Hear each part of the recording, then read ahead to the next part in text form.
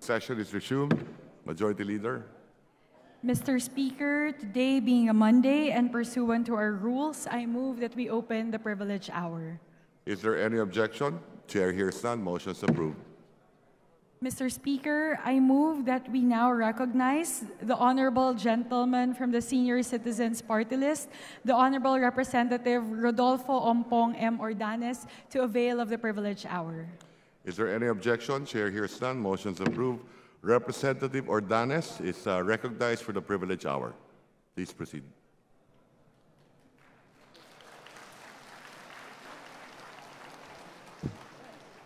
Maraming salamat po, Mr. Speaker.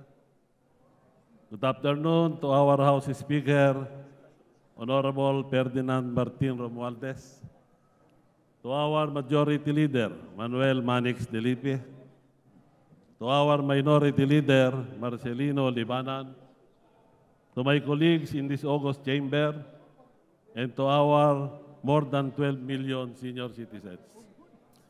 Distinguished colleagues, before I deliver my privileged speech, allow me to acknowledge the presence of our senior citizens in this plenary hall and in the gallery, na bumiyay pa po mula sa aming probinsya ng Nueva Ecija, at sa aking po mga mahal na senior citizens na taga Antipolo City. Maraming salamat po sa pagbisita po sa amin dito sa Kongreso. October 1 to 7 marks the celebration of the Filipino Elderly Week as promulgated by Proclamation number 470 issued by then President Fidel Ramos on September 26, 1994. Sa pagkakataong ito, ay maaga ko pong binabati ang aking mga kapwa at minamahal na mga senior citizens sa mahalagang selebrasyong ito upang ipagdiwang at magpugay sa inyong mga kontribusyon sa kasaysayan at pag-unlad ng ating bansa. Hindi matatawaran ang inyong mga nagawang kabutihan, karanasan at karunungan na ibinabahagi sa ating mga kababayan. Kayo ang mga haligi ng ating lipunan, mga yaman ng ating kultura at mga inspirasyon sa aming lahat. Sa inyong mga kwento at aral, nararamdaman natin ang pagpupunyagi, determinasyon at pagmamahal sa bayan. Sa mga panahon ng pagsubok at kahirapan, na naging sandigan namin kayo, ang inyong dedikasyon sa pamilya, komunidad, at sa paglilingkod sa bayan ay nagbibigay inspirasyon sa amin na maging mas mabuting mamamayan.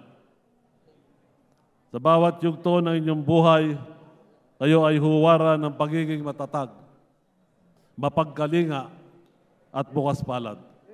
Kaya naman, sa pagdiriwang na ito, nais nating itampok ang inyong mga kontribusyon at maipakita ang aming pagmamahal at pagpapahalaga sa inyo. Ang ating senior citizens ay kabilang sa mga marginalized na sektor ng ating lipunan. Ang kanilang pangangailangan ay nagtutulak sa atin na magtulungan upang matyak na habang tinatahak natin ang daan tungo sa pantay na pag-unlad, walang senior citizen na maiiwan. Noong 18th Congress, tayo po sa Kongreso ay nagtagumpay na maisabatas ang Republic Act 11916 kung saan ating naamyendahan ang Republic Act 7432 upang mapataas ang social pension ng ating mga indigent senior citizens. Sa pamamagitan ng batas na ito, naisulong natin ang pagtaas ng social pension na kanilang natatanggap mula sa 500 piso bawat buwan na ngayon ay 1,000 piso na.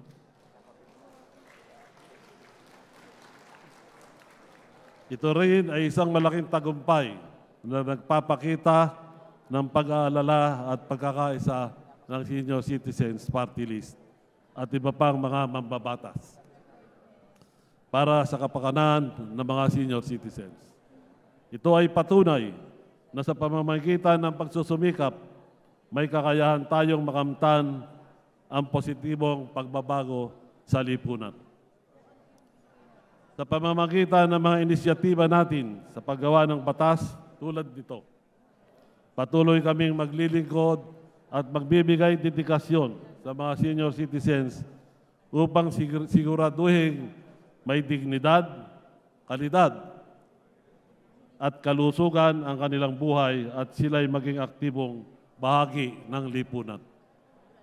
Mr. Speaker, my dear colleagues, during this elderly Filipino celebration, I would like to highlight in behalf of our senior citizen sector in the country our warmest gratitude to His Excellency President Ferdinand Marcos Jr.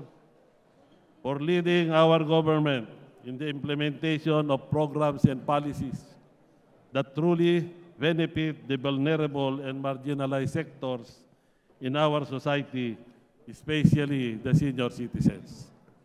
To my colleagues here in the House of Representatives, led by House Speaker Ferdinand Martin Romualdez, and our fellow legislators in the Senate, for continuously pushing for the passage of legislative measures for the general welfare of our senior citizens.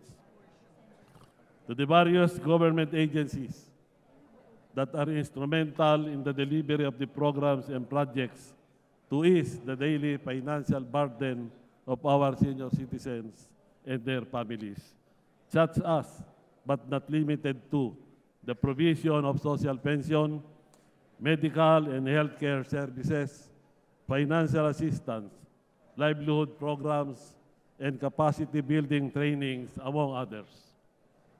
To our local government units and local councils, who are partners of our national government in making sure that our government's budget allocations for our senior citizens are rightfully spent to improve their well-being.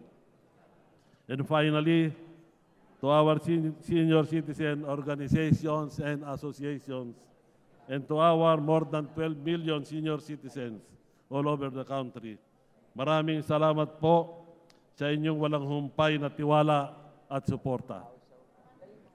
Ang inyong lingkod din po ay nagpapasalamat sa ating liderato at mga kasamahan sa Kongreso.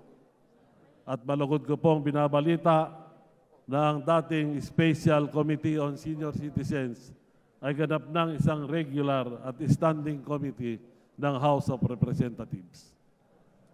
Ito po ay patunay na kinikilala ng ating gobyerno ang mga karapatan at kapakanan ng bawat senior citizen sa ating bansa.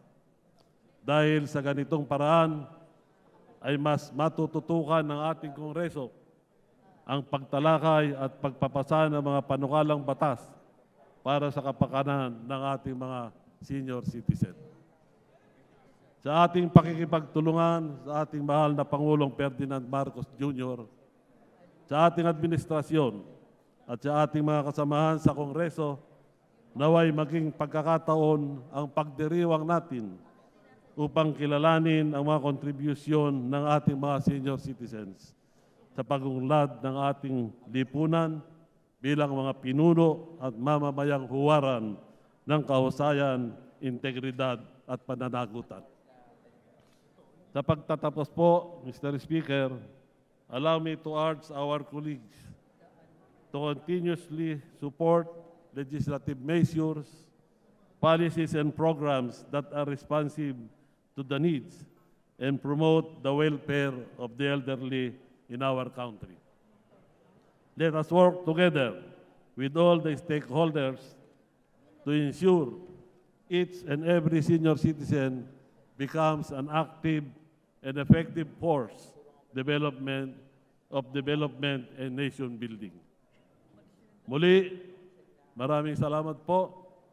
Maligayang pagdiriwang ng Elderly Filipino Week Mabuhay po ang ating mga senior citizens. Mabuhay po tayong lahat.